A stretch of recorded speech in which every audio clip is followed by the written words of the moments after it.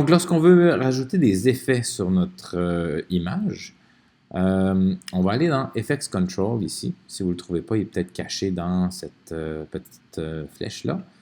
Ici, et lorsqu'on sélectionne, vous allez voir que de base, on a différents paramètres qu'on peut jouer avec.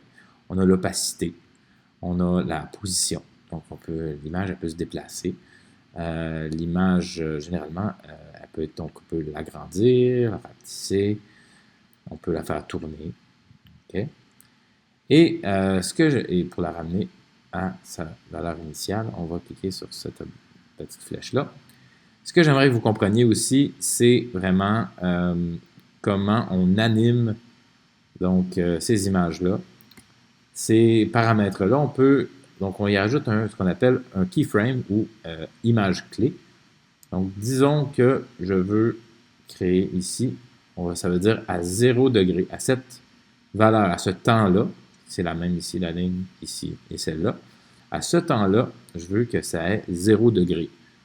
Et un peu plus loin, je veux la faire bouger, donc la faire tourner de 90 degrés, disons. On peut cliquer dessus et écrire 90. Voilà. C'est pas particulièrement intéressant, mais c'est pour que vous compreniez. Donc, vous voyez que donc là, ça bouge tout seul. Quand je le fais jouer, ça va tourner.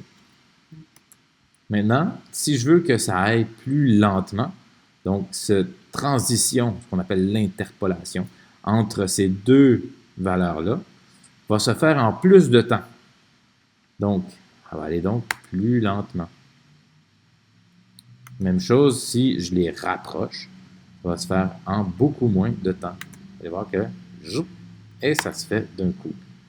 Donc, tout ça, dès que vous voyez qu'il y a cette petite icône de chronomètre, ça veut dire que vous pouvez créer un keyframe.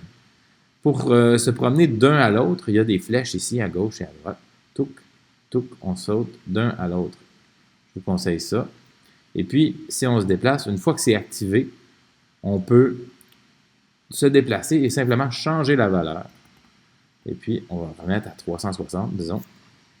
360.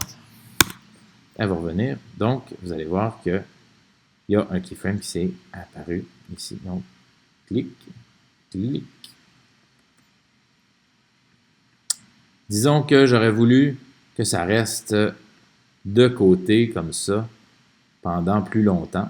Donc, je vais prendre cette valeur-là et je vais la copier. Je vais faire commande C ici. Je la déplace ici. Je vais faire commande V. Et vous voyez que entre les deux, donc c'est la même valeur, ça ne bougera pas.